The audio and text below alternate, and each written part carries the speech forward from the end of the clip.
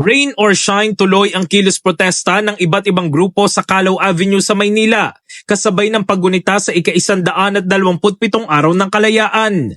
Balak sanang magmarcha ng grupo sa tapat ng US Embassy, pero agad na harang ng mga tauhan ng Manila Police District ilang metro bago makarating sa embahada. Pumugay sa lahat ng lumahok sa ating pagkilos ngayong araw na ito, lalong-lalo na yung mga nakasama natin sa Senado kahapon at mamaya sa People Power Monument. Hindi mapapagod ang sambayanang Pilipino para ipaglaban ang tunay. Kinukundina ng grupo ang patuloy na military at political intervention ng US sa bansa. Banta umano sa seguridad ang balak na paglalagay ng direktang base militar ng Estados Unidos sa Pilipinas. Ngayong araw ng kalayaan, di umano, pinapatunayan natin na tuloy-tuloy ang paglaban ng sambayanang Pilipino para sa tunay na paglaya ng ating lipunan. Paano magkakaroon ng tunay na kalayaan kung may mga base militar ang US sa ating bayan?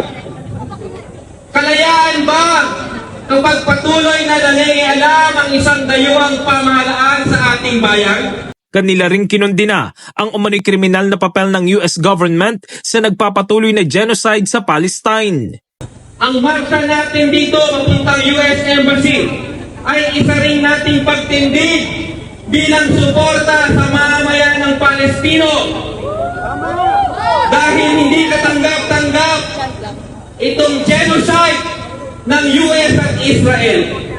Ang laban ng mamamayang Pilipino ay katulad din ng laban ng mamayan sa Palestine para sa tunay na paglaya. Kasama rin sa panawagan ng iba't ibang grupo ang pagpatay sa panukalang 200 pisong aumento sa sahod. Kasi hindi pwedeng mananahimik na lang kami, no? Hindi pwedeng sasabihin na lang sa amin maghigpit kayo ng sinturon, magtiis na lang kayo habang ang lalaki naman ng kita ng mga negosyante. So, pwede po yan, aralin ulit namin yung filing ng legislative wage increase this coming 20th Congress. Kahit na hindi nakalapit sa US Embassy, itinuturing nila matagumpay ang kanilang kilos protesta ngayong araw. Wala namang naging tensyon sa pagitan ng grupo at ng MPD.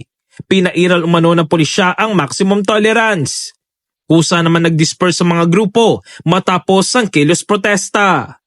In the heart of changing lives, ako si Brigada Jigo Custodio ng 105.1 Brigada News of Manila, the Music News Authority.